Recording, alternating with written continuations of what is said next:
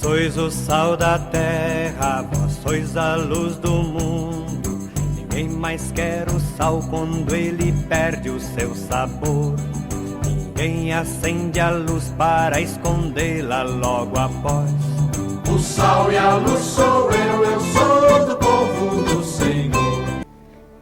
Hoje é dia 2 de novembro e eu trago a palavra de Deus para iluminar e abençoar este dia que é tão importante, que hoje é segunda-feira.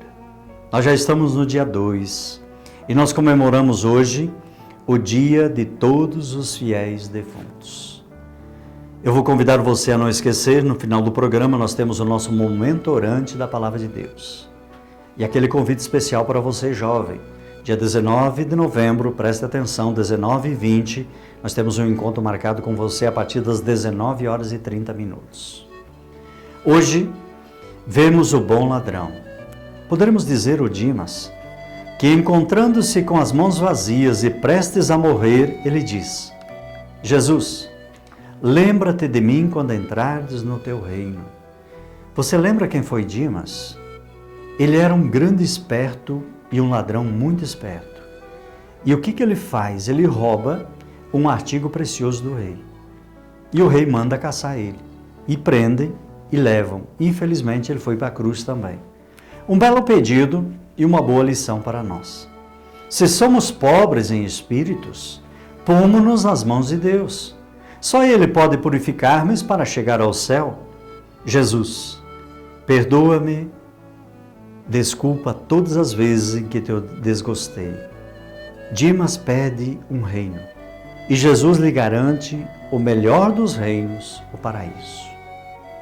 Jesus, entrega-se por todos nós e te pedimos que esse paraíso para todos, já que partiram, alguns dias também partirás. E gostará que os outros te ajudem, pedindo para ti esse mesmo paraíso? Vamos ver o que a palavra de Deus de hoje nos orienta nesse dia que estamos celebrando em comemoração a todos os fiéis defuntos. Tome a sua Bíblia, em Lucas, no capítulo 23, lá no 33 a 39, que é o nosso evangelho de hoje. Ou então, você pode pegar João, capítulo 6, versículos 37 a 40. E nós vamos ficar com João, então, no dia de hoje.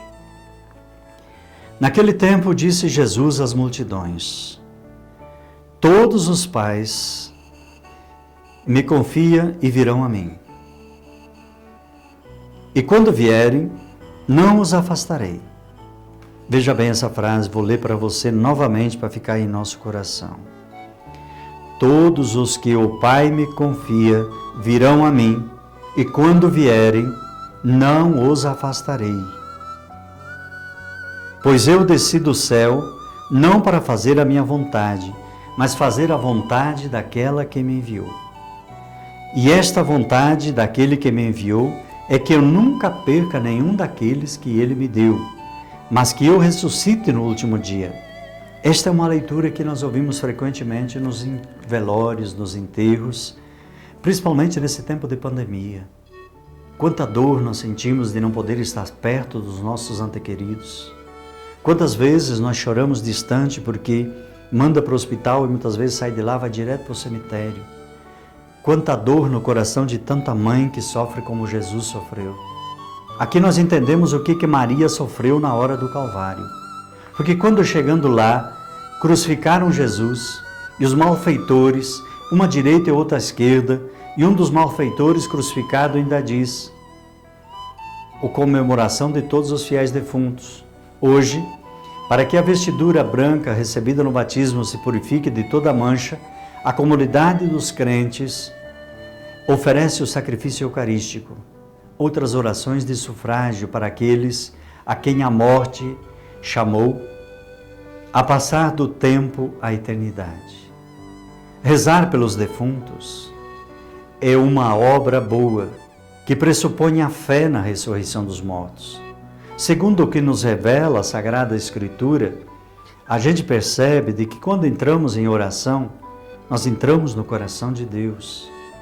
O mês de novembro recebe a sua peculiar totalidade espiritual nas duas jornadas com que se abre ontem a solenidade de Todos os Santos e hoje a comemoração dos fiéis defuntos. O mistério da comunhão dos santos ilumina de modo particular neste mês toda a parte final do ano litúrgico, orientando e meditando sobre o destino terrenal do homem à luz da Páscoa de Cristo. A grande família da Igreja encontra nesses dias um tempo de graça de vivermos unidos ao Senhor, oferecendo o seu sacrifício redentor em sufrágio aos fiéis defuntos. Por isso hoje, a gente olha para o Evangelho e nós recordamos aqui um dos fatos fundamentais do cristianismo, a morte e a ressurreição de Jesus. Façamos agora a oração do bom ladrão. Jesus, lembra-te de mim.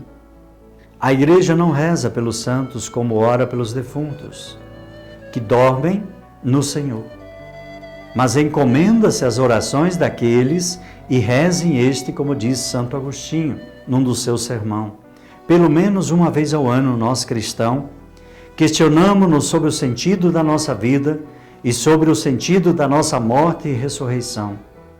É no dia da comemoração dos fiéis defuntos, do qual Santo Agostinho nos apontou a diferença entre a relação da festa de todos os santos e assim nós podemos perceber o sofrimento da humanidade são os sofrimentos da Igreja e tem em comum, sem dúvida, o fato de que todo sofrimento a ser de algum modo privação de vida.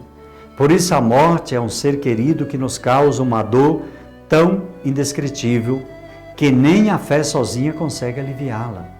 Assim os homens sempre quiseram honrar os defuntos. E na verdade, a memória é uma forma de fazer com que os ausentes estejam presentes, de perpetuar a sua vida. Os mecanismos psicológicos e social, como o tempo, amortecem as recordações. E se humanamente esse fato pode levar à angústia, os cristãos, graças à ressurreição, têm a paz.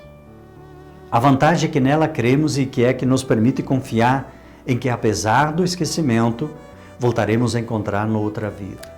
Se você já tem algum parente, um pai, um amigo, um vizinho já falecido, reze por ele hoje. Nós vamos ter aqui na nossa igreja Nossa Senhora das Dores a missa às 8 horas da manhã e a missa às 10 horas. Não vai ser possível fazer no cemitério esse ano. Então, se você puder, venha rezar. E reze aí na sua paróquia, na sua comunidade, onde você está ouvindo. Vamos ao nosso momento orante da palavra. Agora vamos aos passos da Lectio Divina, ou seja, da leitura orante. Primeiro deles, a leitura. Leia com atenção esse trecho da Bíblia, como a gente fala. Pode ser a liturgia do dia, como nós temos aqui, ou algum texto que nos tenha escolhido para esse momento de oração. O mais importante é procurar descobrir os detalhes que estão nessa narrativa. Preste bem atenção agora. Quem são os personagens? A situação vivida. Qual foi a reação deles diante da palavra ouvida? Busque entender o contexto. Por isso, leia e releia se for preciso. O segundo momento importante, a meditação. Após ler com atenção, pense: o que essa palavra diz para mim? E o que ela me tocou? São duas perguntas importantes. Este é o momento de você refletir sobre a palavra, até mesmo ruminar aquele texto, ou seja, trazer presente na sua memória. Busque um sentido novo. Coloque-se diante da palavra com quem seja o destinatário, aquela mensagem. É o momento de entender que a palavra de Deus foi escrita para você, de modo especial. E o terceiro momento é o da oração. Você então leu o texto, meditou sobre ele, buscou tudo, agora você vai rezar. Quando você se coloca diante da palavra, a oração virá naturalmente. A oração é fruto dessa meditação. Aquilo que você pensou na meditação deve se transformar em súplica e louvor ao Senhor. É o momento de clamar a Deus para que você dê uma resposta concreta a Ele, com a sua vida, por meio dos ensinamentos das Escrituras. E é importante que você sinta livre. Deixe que o Espírito Santo conduza a oração. Seja uma súplica, uma intenção ou um louvor. Não se prenda a orações formuladas ou busque palavras bonitas. É o momento entre você e Deus. Fale o que você sente. Deixe Deus ouvir. E o último momento é a contemplação. Depois que você fala, é o momento de ouvir o Senhor. Fique em silêncio, em paz, feche seus olhos. Ele dará uma resposta ao seu questionamento. Permita que o Espírito Santo de Deus te conduza nesse momento e que Ele traga para você a contemplação. Sinta a presença dEle contigo, permaneça na presença dEle e Ele vai te abençoar. Onde estiver, Deus te guarde. Onde andar, Deus te guie. O que decidir, Deus te ilumine e por toda a vida Deus te proteja e te abençoe. Lembramos a você, jovem, 19 e 20, vamos fazer o nosso acampamento virtual primeiro. Você vai fazer a inscrição, você vai ter a oportunidade de estar conosco. Deus abençoe você.